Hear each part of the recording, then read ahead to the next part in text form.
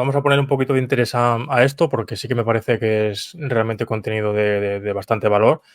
Un poco explicar y que todos veáis la anatomía de cómo puede ser una posición, una operación, de qué elementos hay que tener en cuenta, sobre todo porque se hacen real. Estamos por aquí, SP500, una hora, estamos en este punto y planteamos la posibilidad de valorar una continuación bajista. Como comento, de momento, como digo, la huella sugiere potencial redistribución. ¿Por qué? ¿Os acordáis de lo que comentamos antes? Comportamiento del volumen, volumen picos inusuales, volumen alto y constante, comportamiento característico de los esquemas distributivos. Segunda huella, sacudida por la parte superior y muestra de debilidad. Súper importante. Continuidad en el movimiento, pico de volumen en vela de gran desplazamiento y continuidad. ¿Vale? Nueva huella. Evidentemente, esta siguiente huella que voy a comentar tiene su punto de vista un poco raro y lo vais a entender. Y es un aprendizaje que os vais a llevar.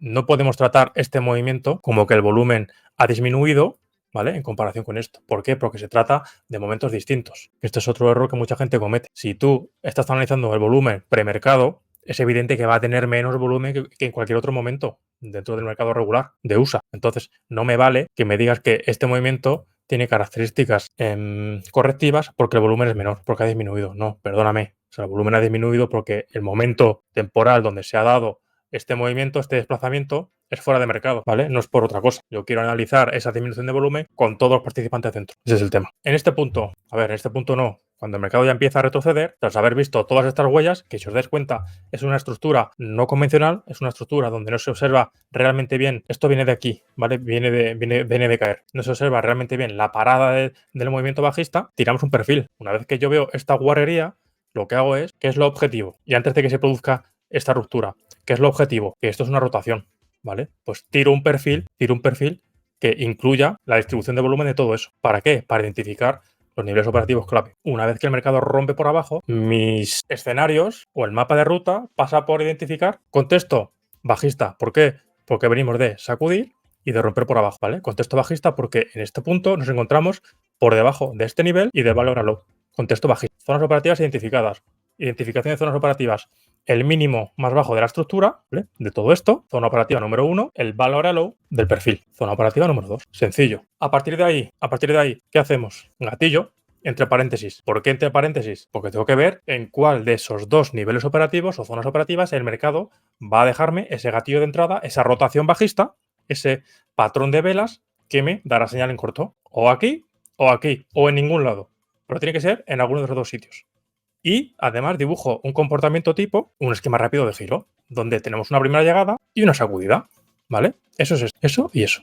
Ya tenemos el plan de ataque preparado, que es ese. Espero que os haya entendido. Vamos a la siguiente imagen. La siguiente imagen. Recordad, este era el primer nivel operativo y ahí no me dice nada. ¿Por qué? Porque el mercado llega con demasiada fuerza. Mirad esa vela alcista. El mercado llega con demasiada fuerza. Segunda zona operativa. Va a lo área low del perfil. Qué casualidad que sobre esa zona me empieza a desarrollar comportamiento de pérdida de momento. Si es cierto que no hace esa primera llegada y la sacudida en forma de trampa, este es un comportamiento, ¿vale? Esto es uno, pero hay otras maneras de representar el mismo giro bajista. Una es esa, una es doble techo y para abajo, la que acabamos de ver, sacudida y para abajo, y otra es la falla y para abajo. Esto es contenido, conceptos de J.H. Grant Gerard de tendencias FX y que tiene millones de años, de los primeros grandes divulgadores que hubo sobre la acción del precio. Son comportamientos que vamos a esperar que sucedan en la mayor parte de giros. Si os fijáis, mira aquí, llegada y sacudida. Este comportamiento de giro. ¿Lo vemos? Otro, llegada, crea el nivel y sacudida. El mismo comportamiento. ¿Vemos ejemplos sobre esto? Otro, llegada y sacudida. Casi un doble techo, pero lo mismo. ¿Veis lo que digo de que continuamente sacudidas por todos lados? Creación del nivel y sacudida. Continuamente, ¿vale? Entonces, nuestro plan de ataque pasaba por eso. Que llegara al nivel y que sacudiera para darnos el gatillo de entrada. En este punto tuvimos eso, fijaos aquí, con esta llegada y ese comportamiento. He borrado lo demás y tendría que haberlo dejado. Con el comportamiento de falla, donde no alcanza el máximo previo. Este comportamiento es este, gatillo de entrada, esta vela negra. Aquí entramos. Y, más allá de que el mercado volvió a testear la zona, comienza el desequilibrio bajista. Y hablamos de la posibilidad de ir a buscar esa zona de liquidez, aunque en esta primera zona ya la deberíamos tener en cuenta. ¿Vais hilando un poco el razonamiento que hacemos en tiempo real? ¿Qué sucede? Que el mercado inicia movimiento impulsivo bajista, desequilibrio bajista y falla al alcanzar los mínimos. Siempre digo, igual de importante es lo que hace el precio como lo que no consigue hacer. En este caso, ¿qué es lo que no consigue hacer? Alcanzar los mínimos. Fortaleza. ¿Esto qué nos dice? que hay fortaleza de fondo, que los operadores que en ese momento están participando en el mercado no han querido que el precio siga cayendo, que lo han visto lo suficientemente barato como para comprar. Y aquí el mercado pues ya empieza a generar dudas sobre el escenario. Y hablo lo siguiente, comento lo siguiente. El movimiento bajista falla y deja un comportamiento que denota fortaleza de fondo por ese fallo estructural. Una gestión adecuada de la posición sería cerrar ahora en break-even o con ligeras pérdidas. Como fue mi caso, yo esta operación que tomé ahí tuve que cerrar con una ligera pérdida.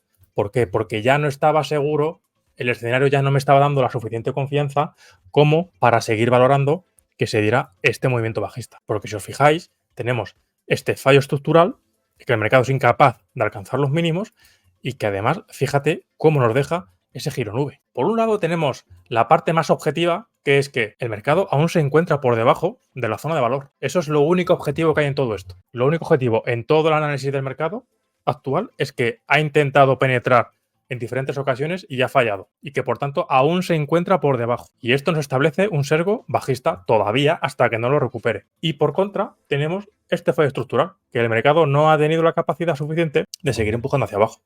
Como las dudas que se generan son suficientemente razonables, lo óptimo en este tipo de operación, en caso de que te encuentres en una situación similar, es abandonar la posición manualmente, porque en muchas ocasiones esto será lo suficientemente potente como para tirar para arriba y te va a sacar el stop. Un stop que se podría haber ahorrado en caso de que tú hubieras hecho una lectura más objetiva de la situación. Yo estoy posicionado corto y quiero que el precio caiga, pero eso no me nubla la vista y veo de manera, evidentemente, no 100% objetiva, pero sí trato de verlo lo más objetivamente posible lo que sucede en el mercado. Y si el mercado me está dando señales de que a lo mejor se revierte la situación, yo tengo que salir o por lo menos reducir la exposición. Además, se me olvidado comentar que en este punto de entrada con esa vela ya teníamos rota esta estructura, la estructura del retroceso alcista. Todo eso está también comentado en el curso. Por eso, o sea, alguien que haya hecho el curso, esta operación la debería haber tomado si ha estado presente o le resultará familiar tal y como lo estoy analizando. Volveríamos a plantear